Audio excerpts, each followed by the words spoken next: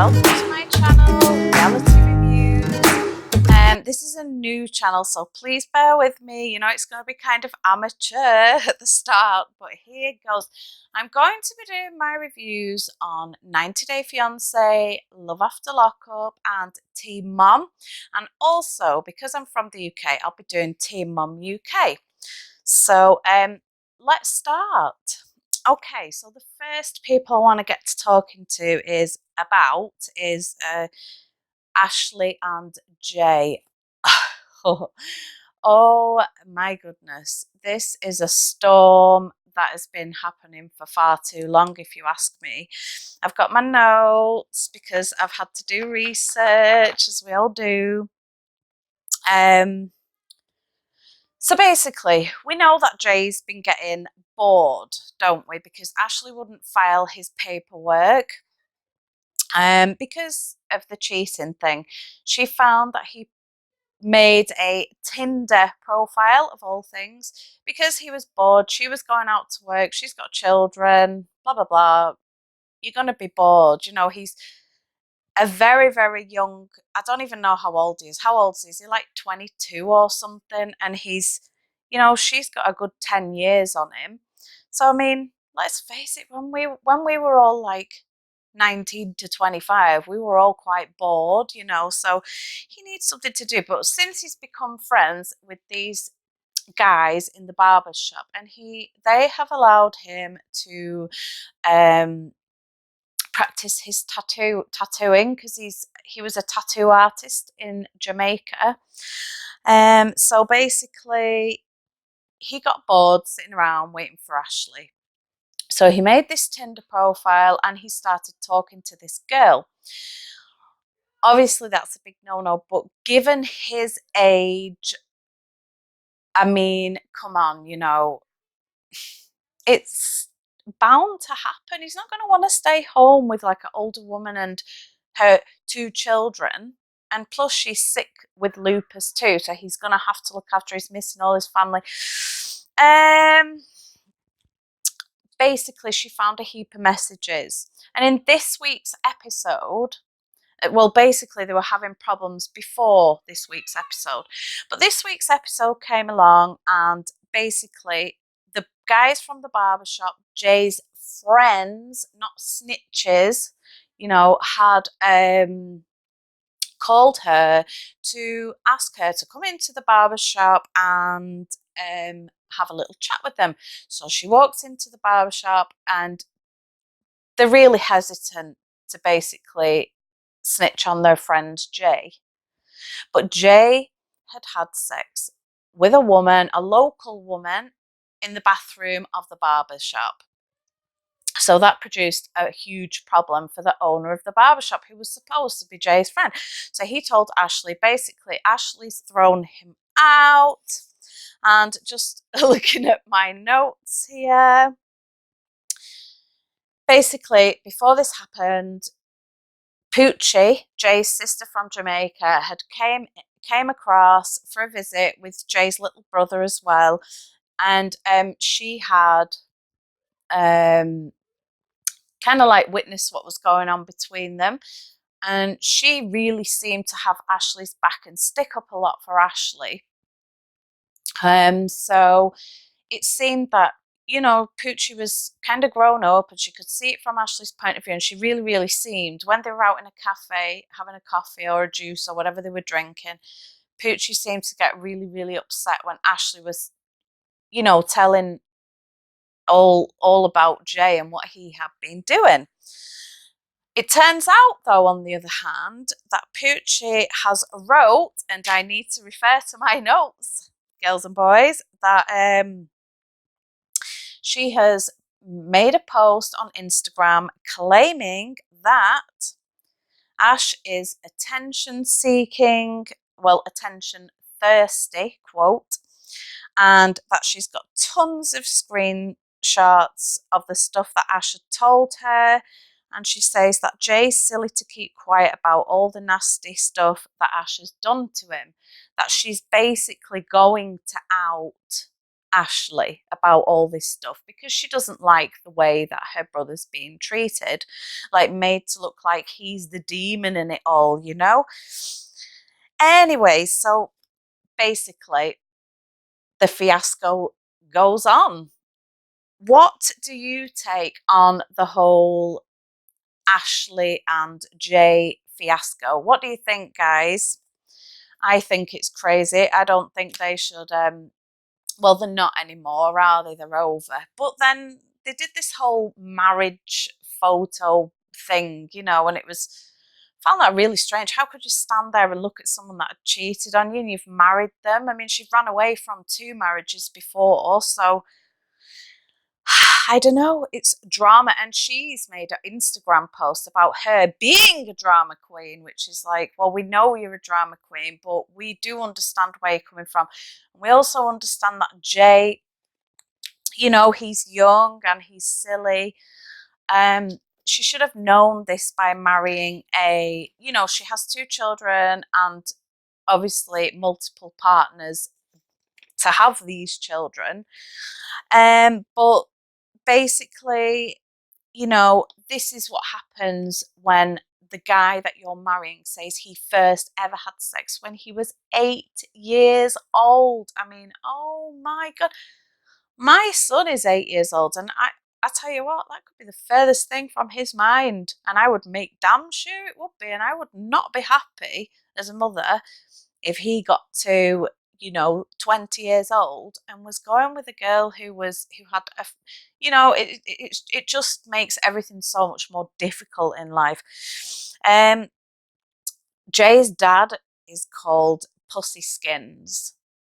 I hate saying that. Pussy Skins, what the hell?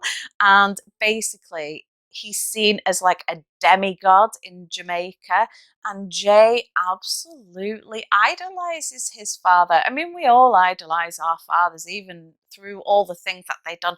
Doesn't mean we're like our fathers or like our family or whatever, but you know, anyways, that's all he's ever known. That's all he's ever been taught. What do you guys make of the whole situation? That's what I want to know. I'm really interested. Please post below because I'm so interested to know what everybody else's thoughts are on Jay and Ashley, the whole thing. I mean, I don't even know if Jay is, I think he's still in America, but I don't know where. I don't know if he's, I know he has. Okay, so basically, the next people are Andre. I can't even say it properly. Andre. How do you say it, guys? Andre, and Elizabeth. They're due to have their baby girl. Andre's dad is flying, or his father is flying over from, I take it he's flying from Moldova. He misses some flights and the flights all get mixed up and things. He can't speak a word of English, and basically he's stranded. So Andre does have to go to find his father, you know, to be with him, to help him. Andre can speak English.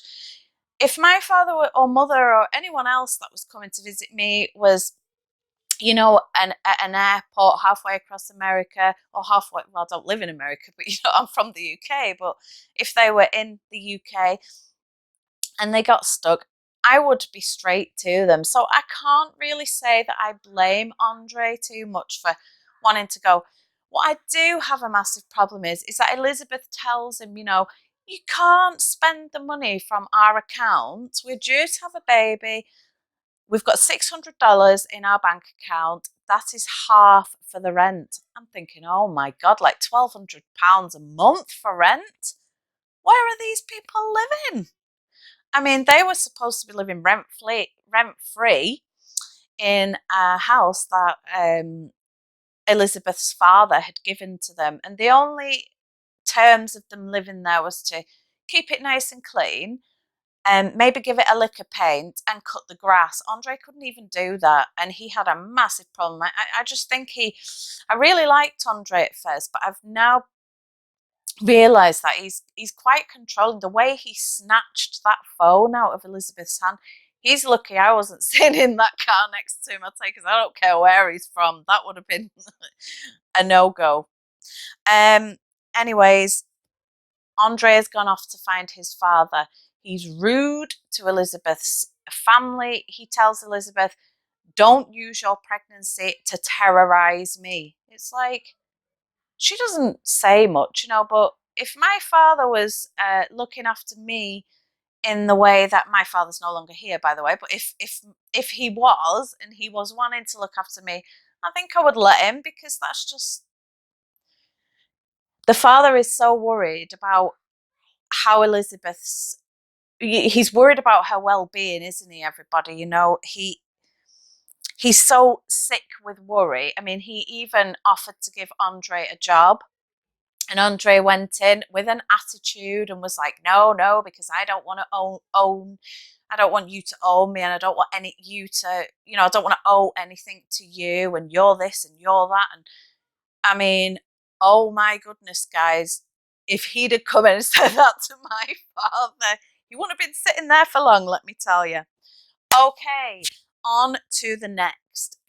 Pedro and Chantel. Wow. I don't even know what to say about these two. I like Chantel and Pedro together. I think they're really, really good. But, Chantel's gone over to Dominican Republic to work on her marriage, to save her marriage. And she's gone over there with the advice of everybody, really. Like, I wouldn't stand here. I'd go over there and see what's going on. She goes there. The mother is completely and utterly rude. And I know Chantel does that little, yeah, that little smirk thing when she's talking to the mother. And that really pissed me off. But at the end of the day, she kind of has a right, because Pedro just puts his family first all the time. But I've also seen Chantel put her family before Pedro all the time. And Chantel's family they're just worried about her, but they're kind of crazy, but they're nowhere near as crazy as Pedro's sister and mother. His mother just seems like she's got some ulterior motive, which we now know she has. I don't know. They must have some sort of enterprise going on or something like that, because Chantal went to meet up while she was in the Dominican Republic. After all the crap had gone down, she went to meet up with a long-standing family friend of Pedro's family, and he basically disclosed to Chantel that it was all a setup, that their marriage, their meeting was all a setup, and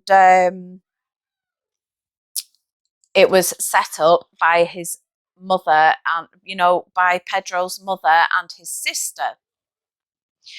So I just don't know what to make of it at all. It's like, the fact that Pedro's gone over there, he's took off his wedding ring, put it in a glass of whatever he was drinking, champagne, beer, I don't know, and then he's been grinding all up on that girl. Ugh, that is nasty. Like, if I saw that, I, I I don't know if I could forget.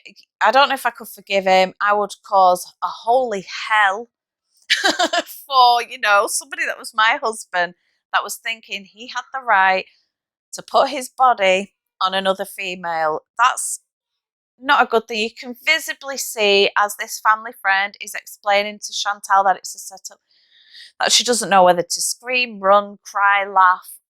It's visibly shocked. She literally sits there like, I can't believe that's happened.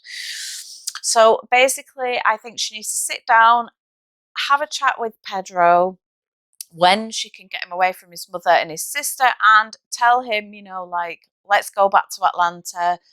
Let's work on our marriage, and let's just have a bit of you and me time and just work on us. Because although it was a setup, the family friend said that Pedro actually, he didn't mean to fall in love with her, but he really did really fall hard in love with Chantel. And I do believe that they're really, really good together. So, basically that's that.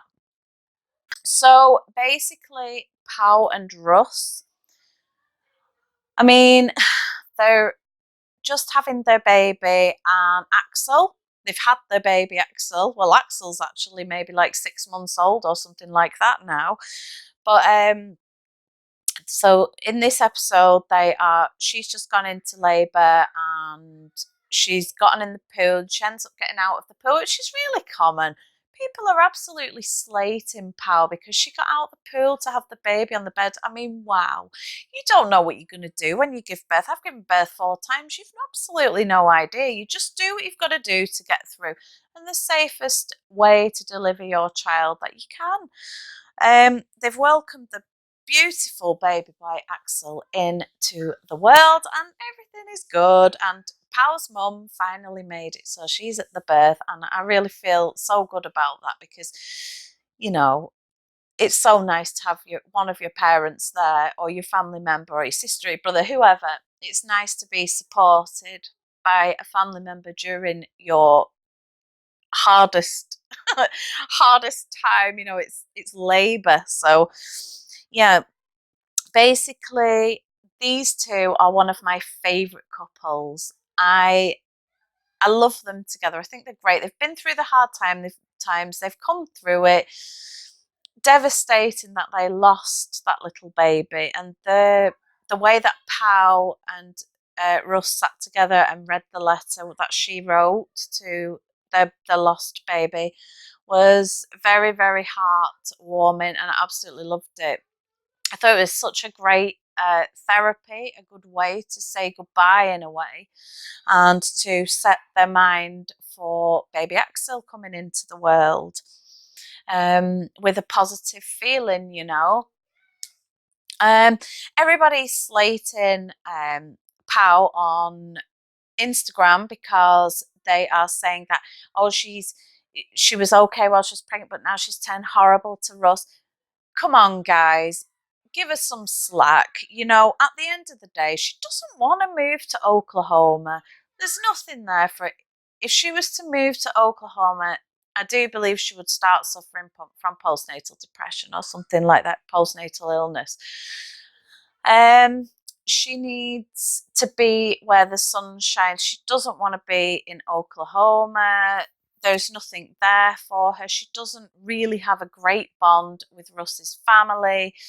They think, they're too conservative for her. She's a Latino woman. She comes from a place where she can wear what she wants. She can, she's got the freedom of speech and things like that. And it's just a little bit, not saying anything about Russ's family or anything. They seem very nice, but they don't click in that way really. Although I do believe Russ. So basically, you know, they're fine how they are. I think they just need to carry on how they go on, and everything will be fine. I don't believe she's being horrible to him. She's just had a baby. You're all over the place when you've just had a baby. I think people need to cut Pau a little bit of slack. Russ can cope. He knows he was in for. They both do. They'll be fine. They'll be absolutely fine. Next ones, quickly on to the next ones, is Colty and Larissa. Basically, she got arrested again for domestic violence. I don't know what's going on here, but it's a little bit strange. I don't know, what are your thoughts on Colty and Larissa?